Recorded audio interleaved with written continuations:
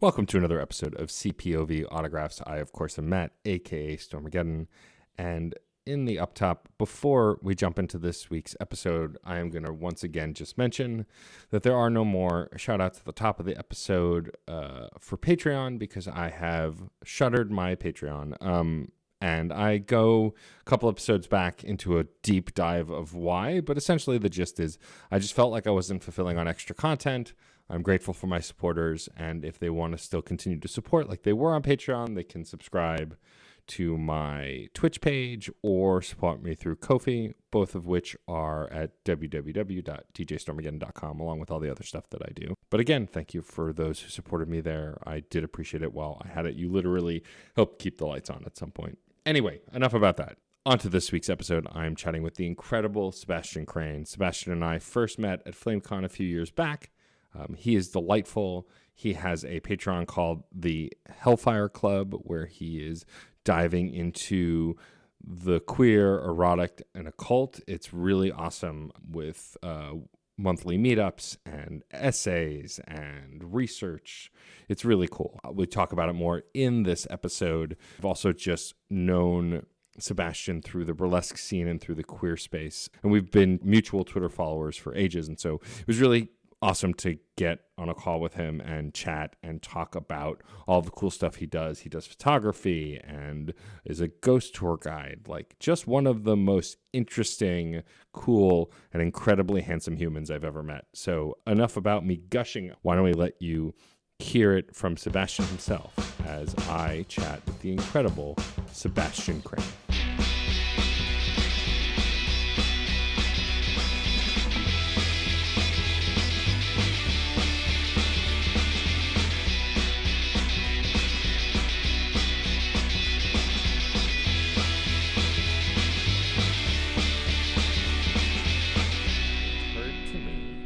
When I was setting up this interview, the two of us have never had a one-on-one conversation before, except on Twitter. I know. Yes, and I think I've only seen you across a D&D table once. Correct. Before the calamity happened. Right, correct. Yeah, we had first actually met at, what was it, FlameCon. I can't even remember how many years ago now. 2 years probably, right? Yeah. Mm-hmm.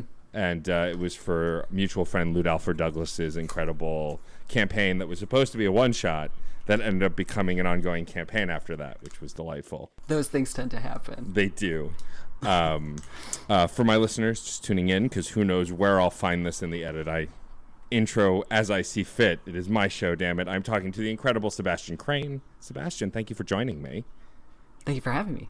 I've been really excited to talk to you because I've been fascinated by the kind of stuff that you're doing online and the new Patreon that you started. But I think I want to start by asking you about your time as a ghost tour guide. Because while I know ghost tours, they've been around for ages, they do them everywhere, I've never actually been on one and don't know anything about them. So I'd love if you could tell me and the listeners a little bit about them.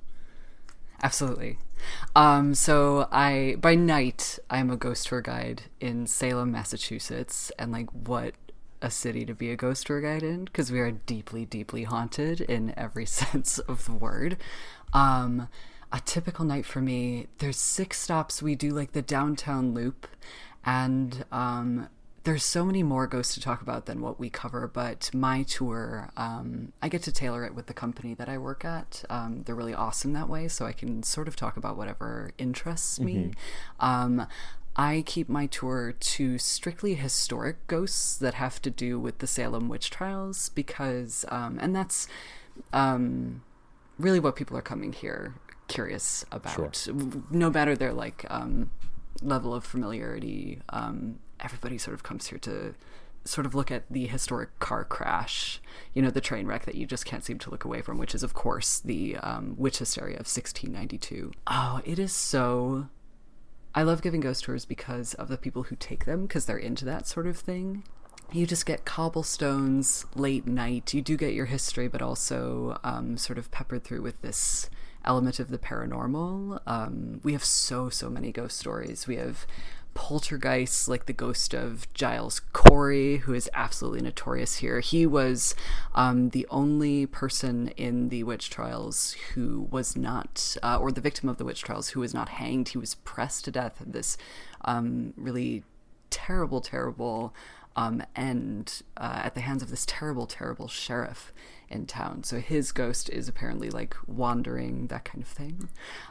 So there's a lot to talk about, and it's heavy stuff as a guide, but it's always really fascinating, the conversations that it sort of facilitates with people at the end. I don't know if I'm exactly doing a good job of describing what a ghost tour is. I'm mostly talking about my experiences and kind of the flavor, but I love a tour at night. It sets it's a completely different atmosphere than you would have doing a tour in the day, because everything's quieter. Sure. You get the streets to yourself, that kind of thing. I don't know if I would ever do like a straight historical tour now that I've done like paranormal historical tours, because it is just it's just another certain something, and I feel like you can really get into things that people wouldn't hear in museums. Sure. And you get people asking like the real questions that they might not feel like they had permission to ask, during a daytime tour or something like that. And that's the kind of history that really compels me, the stuff that might be considered, taboo to ask about, or maybe even heavier, sensitive, and the naughty stuff too. I get so many like Satan questions. It's delightful. Excellent.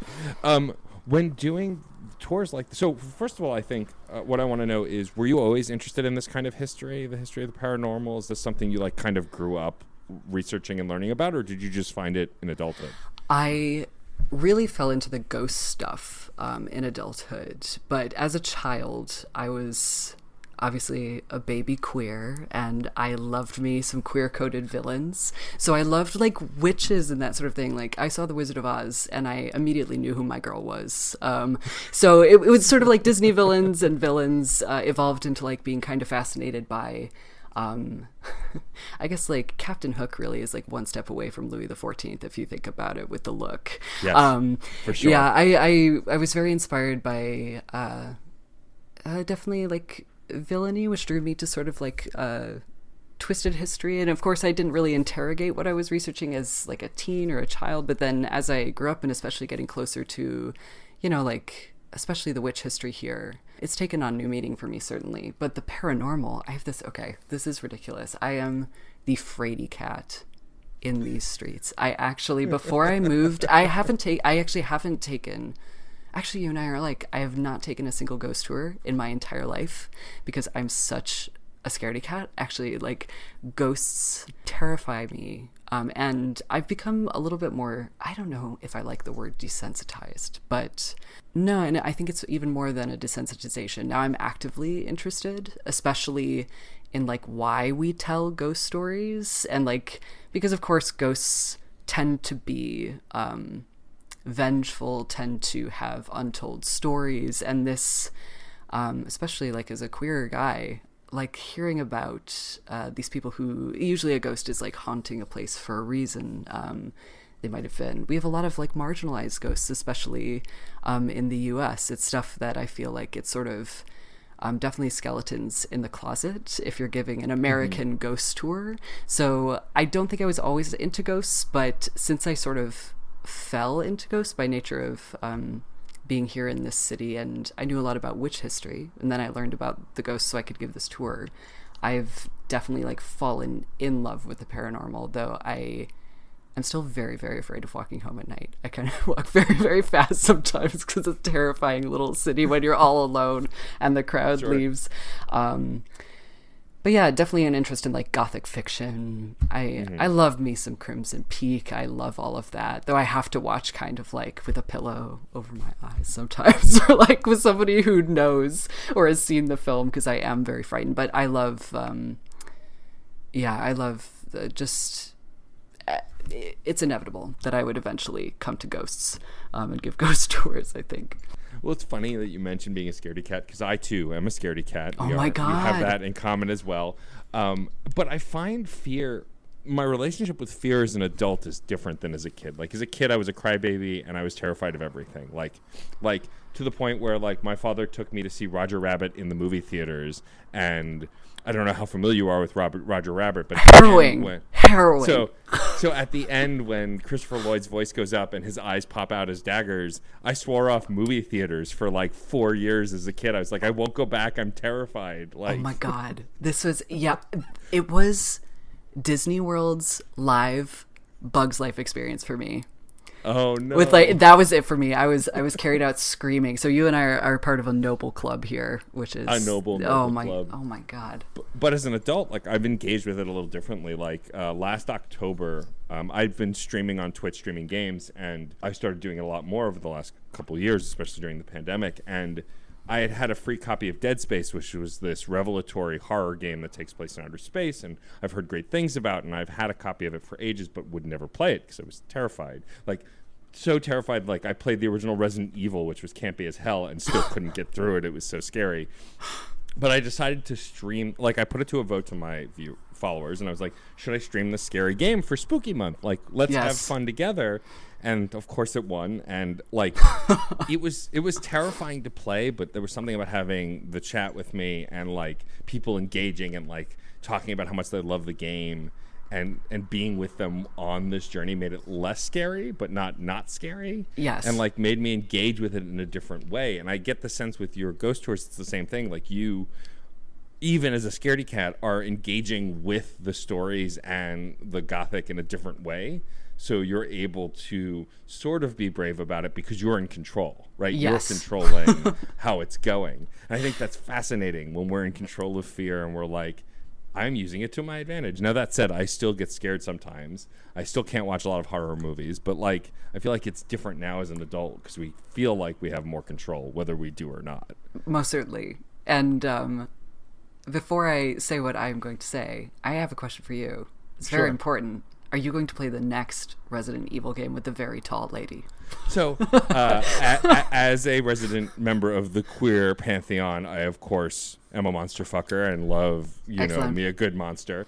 And was too also attracted to the tall lady. I don't know if I'm going to play it because Resident Evil 8, I think it is a sequel to 7, which was in first person for the first time, was scarier than a lot of the previous versions because they'd gone downhill, I heard, around 5 and 6. But like the story I've seen with the tall lady and some of the other stuff that's come out about it, I haven't played the demo yet. I am interested. I am curious. So I don't know. There's a demo, I think, that's on the PlayStation 4 that I haven't downloaded yet. It's probably less than an hour. I might download it just to try it and see how I get. But I feel like with Dead Space, playing it for my viewers, I might be more inclined to try it. That said, I won't play it at night in the dark. Like, I refuse. Handily. Like, it will have to be like when I was doing Dead Space, it was before I had my current day job, so I was doing it in the mornings a couple of days a week, and so like I felt at least there was sunlight. Like I felt like the things couldn't get me, as it were. Yes, that's how that works. Right, exactly. Didn't you know? No, this is terrible because it is. I still don't know if I would.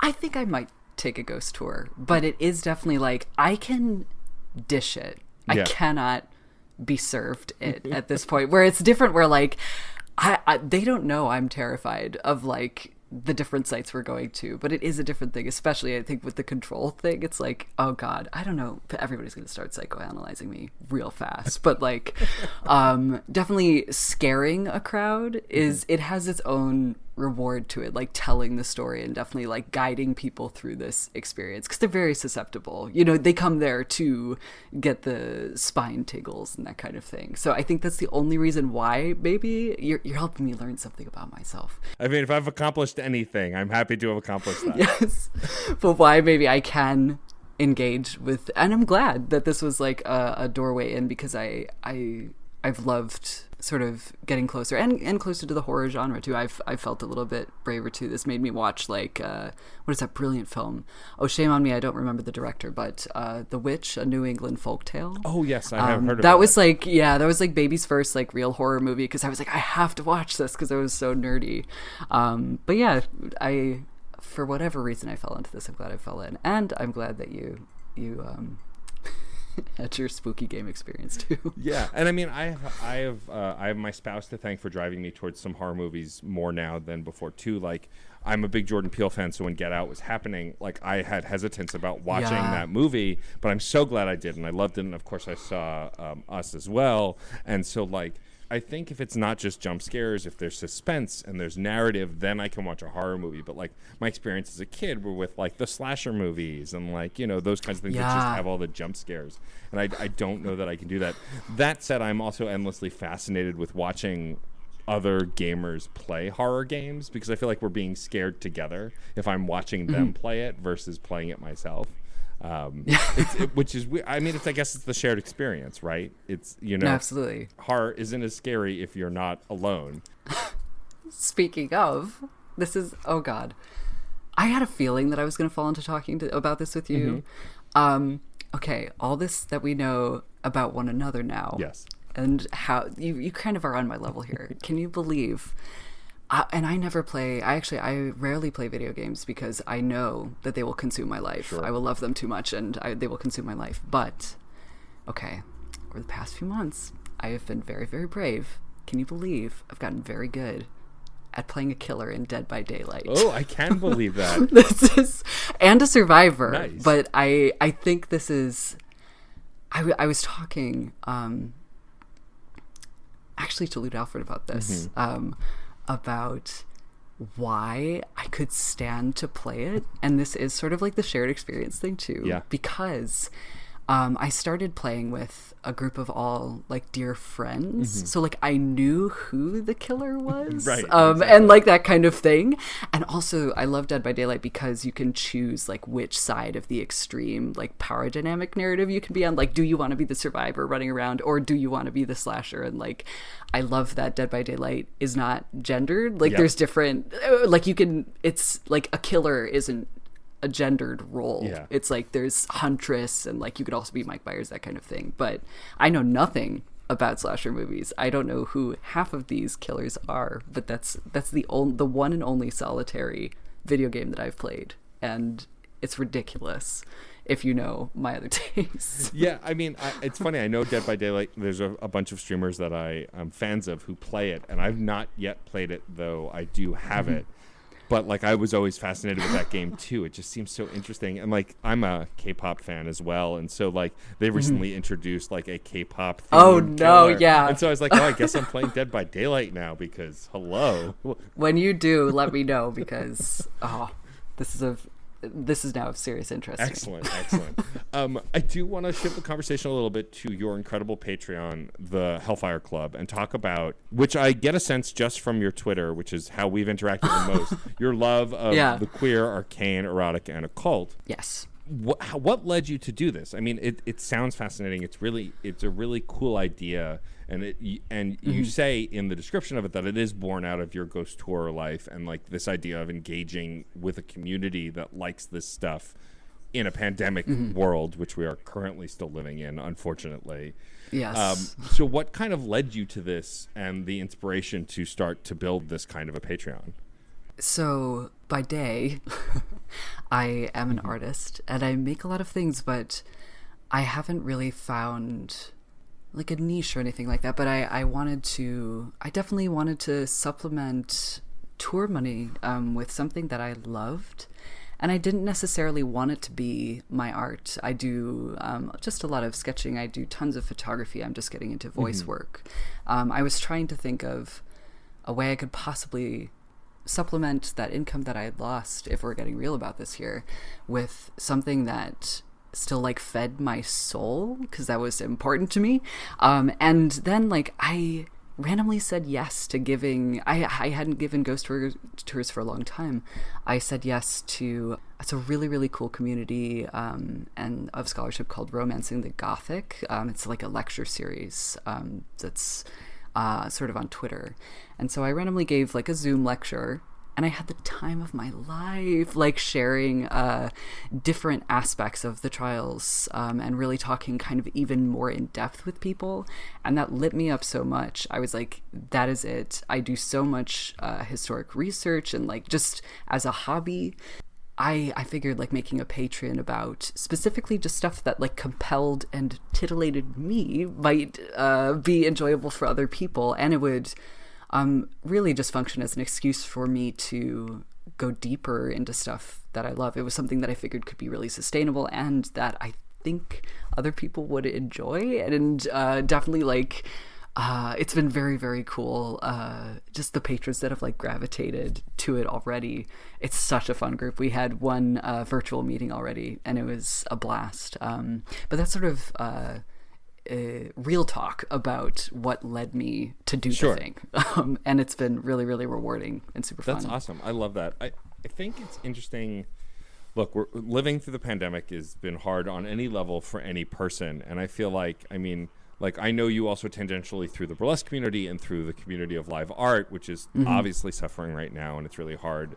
And finding a way to engage with people on a level that, and an intimacy even that you can't get from live shows anymore, is so hard to find in a virtual space. And I think doing something like this, especially about something so specific, allows you to find like-minded people that you would at a burlesque show or at a theater piece or at a live event or like a FlameCon. Like, and it's much more difficult to do that now because a lot of us feel like we're starting from square one. I think it's also really cool that you did a play reading not that long ago. I mean, it feels like long ago now because everything feels long ago. But with Lud Alford and a Goldfarb, a former guest of this show, and a bunch of other great actors. How did you get involved with that? You said you're starting to do voiceover and everything. Has acting always been a passion as well? Oh my goodness, this is such a wonderful can of worms. I actually, predictable, went to art school, which, yes, I went to school for acting, which is kind of how I fell into, of course, like loving history and getting an acting degree. Right, tour guide, there you have it. In terms of like something that I can do that I really enjoy. And I definitely, I was in college in like the early 2010s.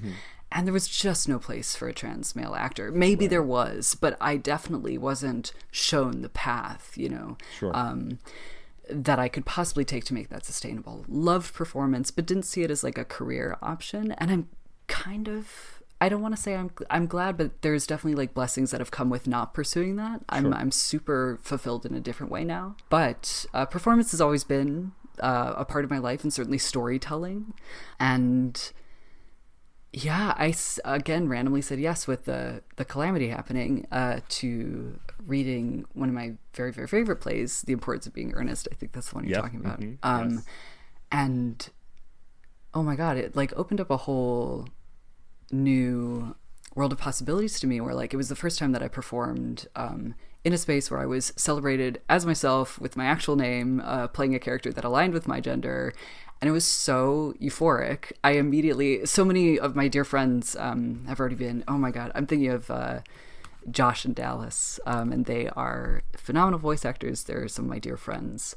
They sort of like gave me like a helping hand into the voice acting community after I expressed that I had so much fun doing this virtual reading, that sort of over the summer I really started auditioning and getting into things. And now with Fireside Folktales, I am going to be voicing the Sheriff of Nottingham coming up, and I'm voicing the Duke Orsino with What You Pod Productions, and that one is already, both of them are recording right now, and I am having the time of my life. And I love definitely like doing audio. It's such a different pace and a different world than live theater, and I really, really, I think I get along with it in a way that's, I don't know, there's certainly like more possibility with audio and radio drama. And of course I'm like a baby, I'm a fledgling, but I'm really enjoying myself. That's awesome. That's a long answer to a short question, but I said it was a can of worms. This is a long form podcast, so that is A-okay with me.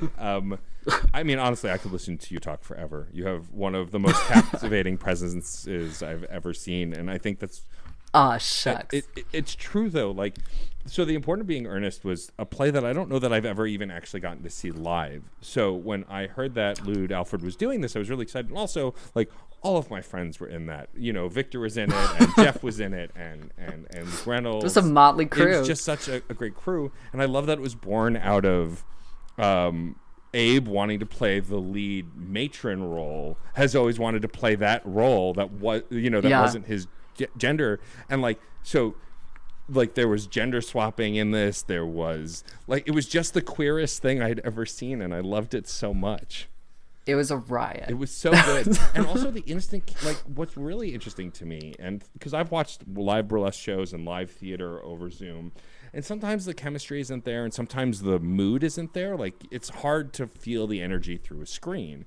But I felt like with that reading, you all worked so well together and were so charismatic that I got sucked into the performance in a way I hadn't watching video performances before. Oh my goodness. That's magic. I'm so glad.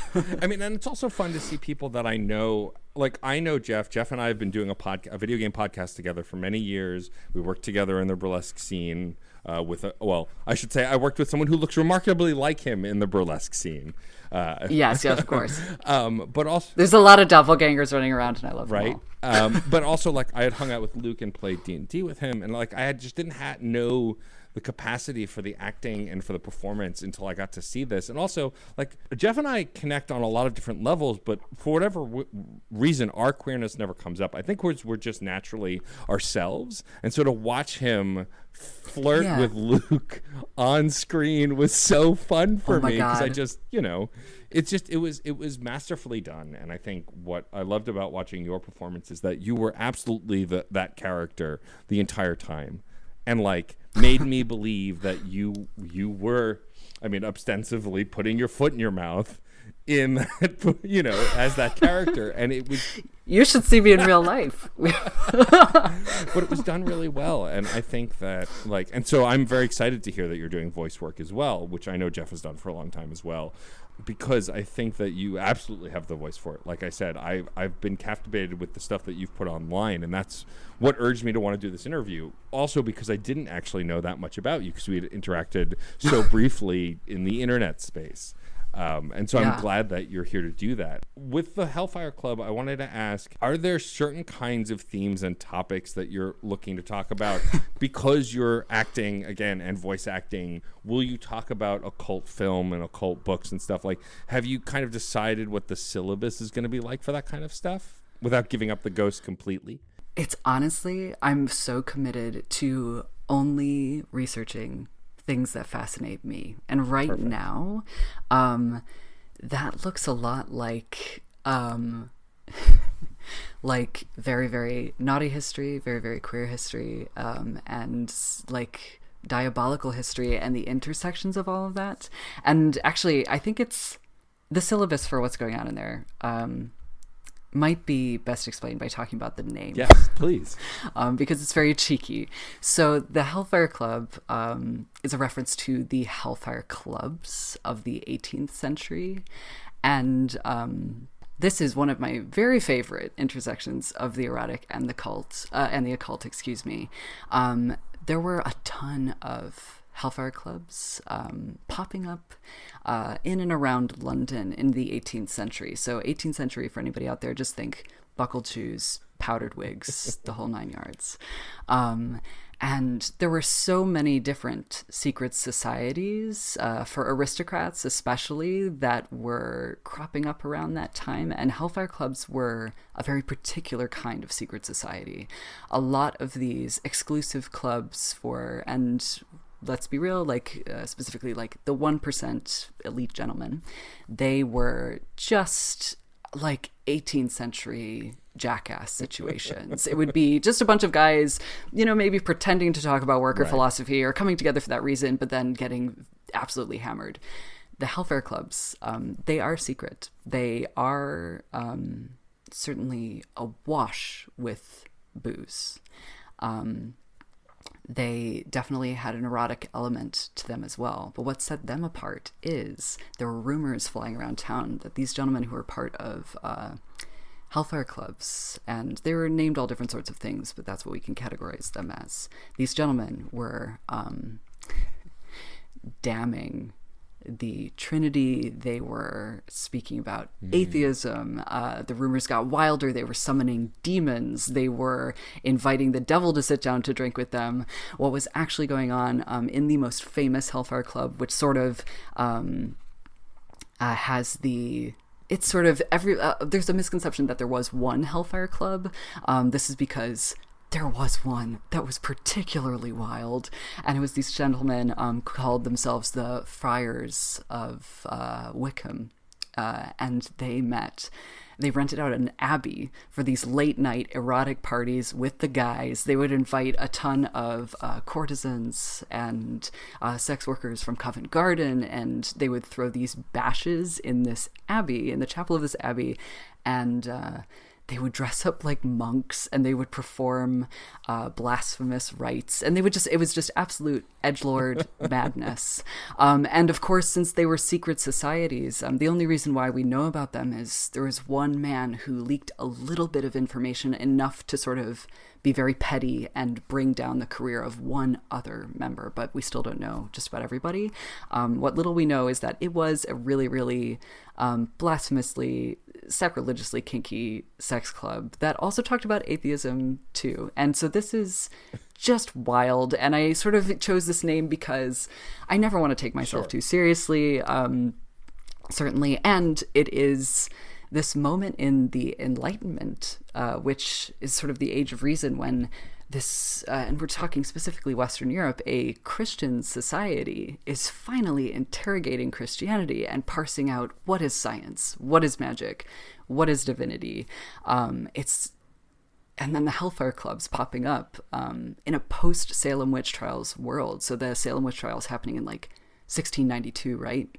The Hellfire Clubs are coming, of course, in the like mid 1700s after this, when witchcraft, like the specter of witchcraft and the specter of Satan that the like Christian supremacy relies on people being afraid of, is finally not so scary to these gentlemen, where like they literally were like inviting Satan to sit down. That's so like fascinating and delightful. The Hellfire Clubs were just the most merriest middle finger to the dogma that had, sort of pervaded the culture for so long. But again, it has everything that I love in a moment in history, which is we have this bizarre sacrilegious sex club. There's a lot of alcohol. I'm a amateur mixologist too, so you'll find on like the Patreon a ton of like, I just started like giving cocktail recipes, that kind of thing, and of course this element of witchcraft. And I find that there's definitely not, to the Hellfire Clubs, like a element of queerness. Maybe there is, but I love the name so much because it is cheeky, and it is. I love the Enlightenment has a special place in my heart in terms of that particular moment of like a society rallying against the church and that kind of thing. Even though it is, of course, just these absolutely awful aristocrats, but I want to reclaim the name from them. It's mine now. I mean, I approve, and I think that we need a little debauchery in the world that we're living in now. Yes. Respectful quarantine debauchery until we can be debaucherous in person. Yes.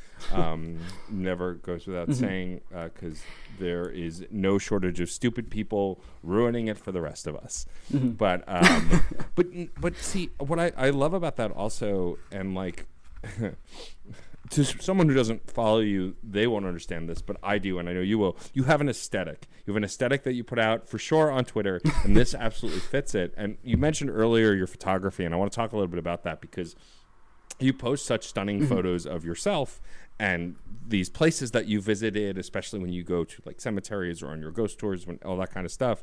First of all, I love them. Never stop taking photos of both yourself and Thank other you. things. It's a habit. I couldn't But if I'm I tried. curious, where photography fits into all of this. Is photography also something that you've just kind of always done? Like, I consider myself someone who can frame a shot now because every idiot with a cell phone has a way to like sort of help themselves to take decent photos. But I'm curious, like, what kind of camera you use and like how you got into this kind of photography. Wow, it's such like a constant and very like natural part of my life. I actually don't think about it so much. It is like compulsive and it's a habit. I've done it. It feels like journaling to me. And I've always loved photography. just again, amateur photography. I definitely took like film classes when I was very young. Sure. I'm talking like high school, you know, like film the like morning announcements kind of situation. But I don't, right now I shoot like with my iPhone. I would love to get a proper camera if I go back to portraiture, but like small cameras, they're just so incredibly powerful now. I don't know if I could justify it yet, because it's just like the ease and the access. I find just like photographing my life to keep me present. Actually, a lot of people feel like they're sort of taken out of a moment, but it's such like, and I don't of course always have my phone out, but when something strikes me, it's just like a reflex. I'll like catch the light and move on. So I try not to like plan shots or anything that heavily. It's just sort of like noticing something that I find beautiful, if like the clouds are a certain way or whatever. This sounds so woo. There's really no like rhyme or reason to it. It's just I've done it all my life, and portraiture specifically is something I've been so craving getting back to. And I don't mean this in a formal way, but sometimes I do like stage formal portraits of people, or in quarantine I've been staging formal portraits of myself, because that's all I can do. That's who I got, you know. Me and my dear friend I live with.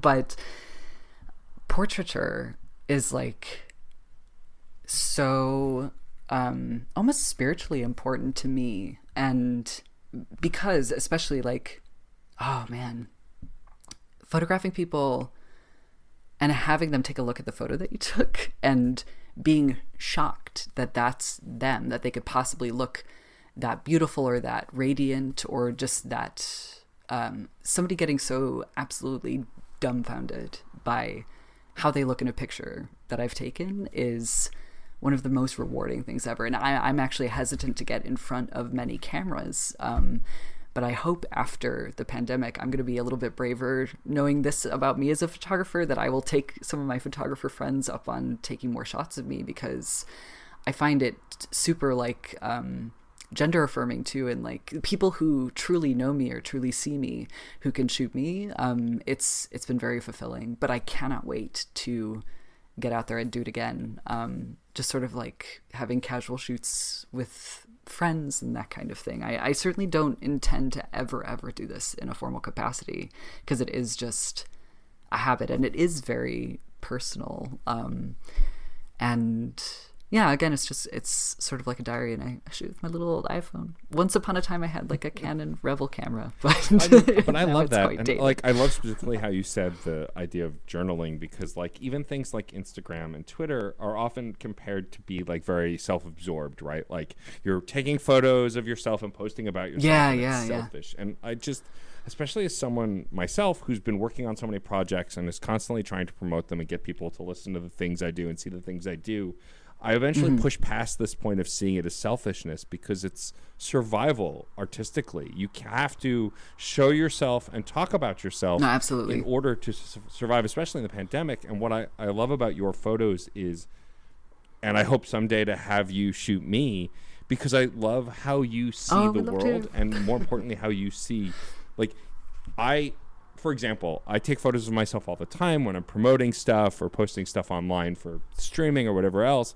And usually if I think a photo is fine, I'll post it, because it's rare I look at a photo of myself and go, damn, I look really good. But then there's occasional moments where I take a photo of myself and I do really see myself as an attractive person. And that kind of like, I didn't, you know, it's like you're talking about, people aren't always capable of seeing themselves. And so when you can see them for who they really are with a camera, and then they're baffled by it, like I think that's such a powerful thing that we don't talk about a lot, because the idea of the selfie is considered pretty self-absorbed. And yes, of course, sometimes it is, but I also think there is art to taking selfies and taking photos of yourself, that because you can force people to see you as you see yourself, right? You can go, this is me. It's very like confident to do that almost. Yeah. And so necessary, I think, to like see yourself reflected, and to like, especially in the pandemic when like so much is so nebulous and like ephemeral now, and it's just like so hard to track. I found it's like especially important. It's almost like grounding. I'm so glad that you take selfies and that everybody takes selfies. There's a historic precedent for this too, where like we can look at, of course, aristocrats are getting their portraits done and like positioning all of their lovely things that meant things to them behind them, and that of course we can see as, yeah, obviously that's a status thing. But we have like, as soon as silhouette portraiture, like in the 19th century was made available, everybody's gonna go get their silhouette done because they want to give that to someone they love. They want to hang that in their home. This is like, we just have easier access to our silhouette portraiture, basically. And I do think it's very important to see yourself reflected, and in a way that, oh, it'd be so wonderful to baffle you. I love baffling anybody. It's just like, that's such a magic moment where like you can really relay what you see back to people. Not in like a cookie cutter prescribed way, but something like you can really like catch someone's energy. That's why they were so terrified of cameras, actually, isn't it? If we're talking this kind of thing, they were worried that there would be like a sympathetic magic when the camera first came out. Like if you would take someone's photo, you would like steal part of their soul, or like that kind. Do you know about this? Yeah, totally. Yeah, absolutely. Which I actually think is a little bit true. I mean, I think it's very, very cool. I do too. I think like, if someone's capturing your essence, they're capturing your essence. And I think it goes even beyond photographs. Like I was very lucky. I know this incredible performer and artist, Logan Laveau, who does not only incredible burlesque, but she also does incredible art. And I was trying to figure out what to get my spouse for our 5-year anniversary last year. And so I commissioned her to draw us. And I gave her some suggestions. But I'd seen her drawings of other performers and other people, and I loved her work. And I was like, here's like we're both work within the world of podcasting, so there should be like maybe microphones and headphones. But other than that, like, here are some of my favorite colors. I want you to draw us how you see us.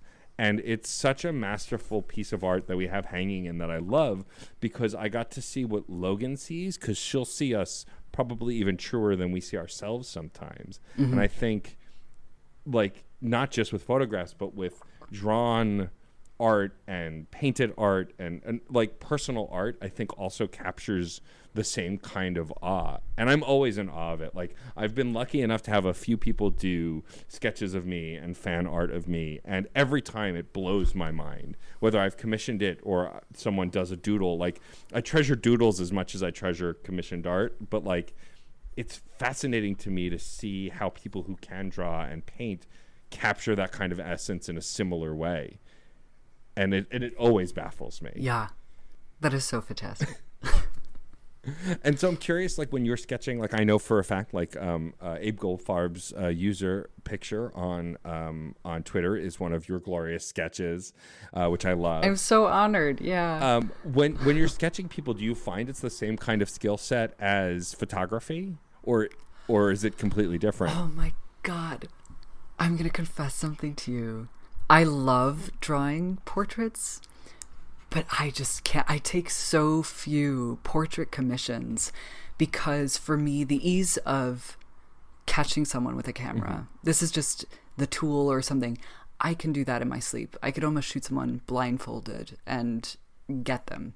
For me, drawing doesn't come as easy. I really had to learn. It was just like doodle in the margins kind of thing when I was younger. And then someone at some point wanted to give me money for one, so I sort of did. That's truly, I don't feel as skillful, or I don't have the same ease capturing someone that way, and I don't know why, but it's I try to relay. It's just harder for me to nail it if I ever nail it, but people have been very, very, pleased. I'm thankful, or at least they've said that they're pleased with their portraits, or pleased enough to make it their icon on Twitter. But it's, oh God, it's, for me, you hear the dread in my voice right now? Yeah, there's more stress to it. I can hear you talking about it. Because I do really give a fuck, Sure. And I think it's because I'm just not as confident in, I draw for fun, and drawing a character is so much less pressure than like doing a portrait, because it is like sacred work. Like what you're talking about, is it's so important to like see yourself realized, you know, especially through someone else's eyes, because we're also hard on ourselves, and we might hold, and of course we hold like so much more magic and presence, I think, than we ever give ourselves credit for. But like, oh my God, yeah, it's very stressful because I know that it's important to people, you know, that I get their nose right, or I'd rather just have them in front of me and have them do the work. Like, they're just there. I just have to kind of like translate what I see. I feel like it's so much harder to translate with a pencil than it is with a camera, but I really enjoy doing it. It just feels a little more white knuckle to me because it's very difficult for me. But that's legit. I mean, like, I'm the kind of person who I've been interviewing people for a very long time, and I'll sometimes still get butterflies before an interview, especially like, for example, like tonight, I would consider us friends, even though we've never really had a full conversation. But that said, I was a little nervous because we've not had a long conversation before. No, I haven't. We've just been like, and this year too with the virtual, and like parasocial relationships, which are really bizarre. I don't feel that ours is parasocial at all, because we're definitely on the same, we're peers, you know, that kind of thing. But no, it's so bizarre. But like interviewing is such a, like, you really, like, you have to be deftly skilled to make it look like you're not doing anything at all. Like, do you find that this, like, how is this how did you fall into doing this? Now I'm interviewing you, but I'm very curious because I love it. So some of my favorite moments, and I wasn't trying to prompt this, is when guests ask me questions, but also what I was saying before is, like, you're talking about like white knuckling. Like, I love interviewing, but when I'm on a show being interviewed, the lead up is excruciating because I just like, well, first I'm worried that I'm going to be too much, because of course I worry about being too much or too loud. Welcome to being queer, right? Like, we always have to be loud and be present. Please don't. Yeah. But like, I do get nervous because I'm afraid, like, what if I talk too much or I take control of the conversation? You know, like, I've really had to rein myself in when I'm on other shows. But how I came to this is really selfish. Like, I was listening to other podcasts that had interviews and went, I can do that, and I want to do that. I want to meet these interesting people. I want to talk and have interesting conversations. And I just decided to up and do it, and had almost no resources at the time. And now I'm very lucky to have more resources and have to have talked to so many incredible people. But it's not like a lot of people talk about growing. Like, I guess when I was a kid, I kind of wanted to, God, this is going to date me a bit. Like, remember when VJs and DJs were a thing, when we had radio stations? Yes. So, like, once upon a time, I grew up listening to a lot of K-Rock, which was the New York rock radio station, and there were always DJs on doing interviews with musicians and talking to people between the songs. And I was always like, I want to do that. That's really cool. You get to know about the people who make these things. And I never really pursued it. I did a little radio stuff in college. You know, my local college had a radio station, and I interned there for a bit. But, like, it wasn't until I started a music review podcast with friends of mine, which is now on indefinite hiatus. I always say it instead of saying it's dead because, you know, hope springs eternal. We'll do some necromancy. Exactly. But like, I did that show for a long time, and then we started having guests bring albums on to review, and we would interview the guests. And I was like, oh, I'm pretty adept at this. I'm pretty good at this. And so eventually I selfishly just went, I'm going to make my own show. I want to interview musicians myself and do it. But then I didn't get bored of only doing musicians, but, like, I was running out of the indie rappers that I knew personally, and I was like, I need new guests. I need different guests. And so then I expanded to the burlesque scene because I was DJing within that scene as well. And then I expanded to photographers and artists and magicians and actors. And now it's pretty much anybody who will say yes to talking to me, I would love to have a conversation with. But the goal was... And here I am. Here you are. But the goal was always for it to feel casual, right? Like, I want the guests to feel comfortable. And I can guarantee I can point to interviews that I've done in the past, thankfully not many, where the guest is just kind of there, or the guest isn't really involved in the conversation. It's a lot of short answers, and that's fine. They happen. But this kind of discussion like we're having, that just feels like we're hanging out, sitting by a fire, drinking tea and chatting, is the goal of this show. And I think it comes from me being, I am horribly introverted and extroverted at the same time. It's a constant pull and push, to the fact that like I can be an extrovert forever until I'm not, and then the minute I'm not, I cannot be. I have to go home. I'm done. And thankfully that's never that doesn't often happen in places where like I have to shut off in the middle of whatever I'm doing. But like, but there's something about the conversations with podcasting that have felt personal in a different way that I could go forever. I could just keep doing it. And I think it's because I don't interview people I don't like. I think that's the start, right? Like, you know, there are plenty of shows that interview everybody, like your late night shows. They'll interview whoever comes on, whoever's got the next big thing coming out. But like I seek out people and voices that I think don't always get to be heard. And also it's important to me to seek out queer voices and voices of color, because it's very easy to have a long list of straight white guys on shows. And I know plenty of other shows that do it. And I'm not even putting them down for doing it. Like those folks are louder. So of course, and they're not marginalized. So they're doing more and seen more. But like this kind of a conversation is more important to me, to put light on a creator that I like, that I think is pretty cool, that other folks might not know about. You know, and I don't know that there was a specific like starting point for wanting to do that, but it's definitely what Autographs has become now. That's really, really incredible. And you started talking about this, and you said that it was a selfish move on your part. Did you just hear anything that you that just came out of your mouth? Yeah, I know. You can call it whatever you like, of course. But I would call what you did like quite bold and confident. Not it anything there. If that's selfishness, I have a completely fundamentally different definition of selfishness. I will just have you know. If you since I'm here and you are asking for my 2 cents, that is all I will say. But I think it's really cool. Thank you. That's very kind of you. And yeah, I guess we're always taught, right, to not. Like media will often tell us to not believe in yourself, to not be loud, to not be present, to not push forward. Like, you know, I remember when you sound like a Puritan.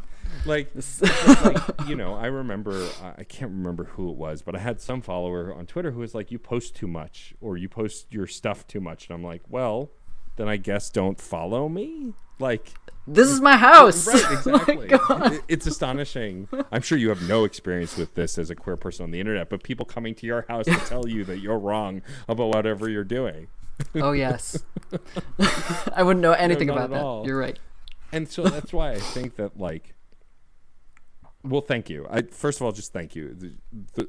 I'm trying to be better about accepting compliments, which, you know, is like, I'm for someone who's more confident now than I was in high school or college. I still have trouble taking compliments, and I'm trying to be better about it, which I think is a fairly natural thing if you're humble literally at all. But yeah, that's, I mean, such a challenge. To completely deflect away from me and put it back on you and the conversation we're having. If you insist, I will allow it. Before we wrap up, I would love for you to just tell folks where they can find. First of all, I want to thank you for this conversation. It's been truly enlightening and a delight. And I'm hoping that we can spend more time in physical space once, you know, we're not all suffering from a pandemic. Yeah. I think that would be lovely. But I would love for you to direct people to where they can find your Patreon, where they can find you, and all of the stuff that you make, because I really want to drive people to check out all the cool stuff that you're doing. Sure.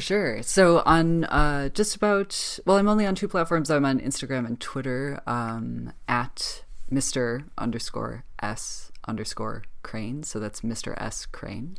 And in all my bios, there's links to the Hellfire Club. I don't think we're searchable on Patreon because we're 18 plus.